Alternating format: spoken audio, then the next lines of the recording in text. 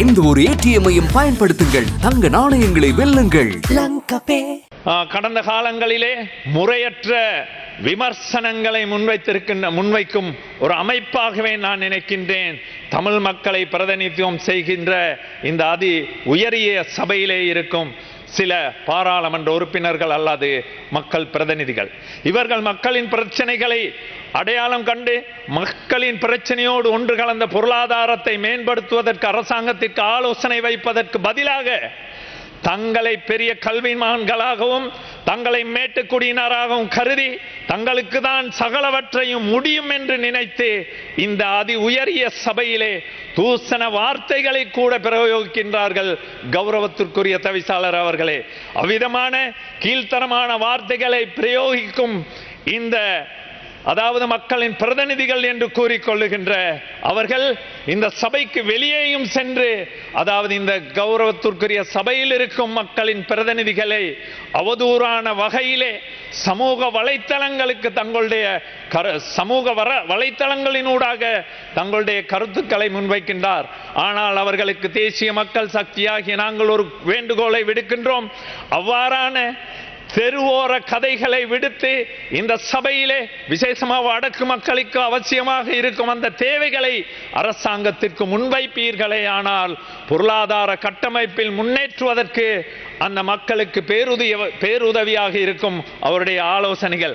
அல்லாவிட்டால் தென்னாலி ராமனின் விகட கவிதை போன்ற சும்மா வெறும் ஜோக்கர்களாக இந்த சபையிலே மாறக்கூடாது என்பது என்னுடைய அவாவாக இருக்கின்றது. கௌரவத்திற்குரிய தவிசாளர் அவர்களே, நாம் அனைவருக்கும் தெரியும், இன்று கிழக்கு மாகாணத்திலே இருக்கின்ற அல்லது முன்னாள் அமைச்சராகவும் மாகாண சபை உறுப்பினராகவும் இருந்த பிள்ளையான் அவர்கள் இன்று இருக்கின்றார்.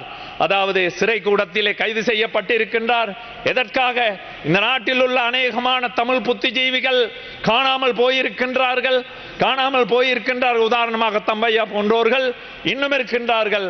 அதனால் அதன் பிரதான சூத்திரதாரியாக கருதி இன்று கிழக்கிலே உள்ள பிள்ளையான் போன்றோர் கைது செய்யப்பட்டிருக்கின்றார்கள். நாம் அனைவருக்கும் தெரியும், பிள்ளையான் என்பவர் 1990ஆம் ஆண்டு விடுதலை புலிகள் இயக்கத்திலே சிறுவர் படையணியிலே இணைத்துக் கொண்ட ஒரு சிறுவர் போராளி.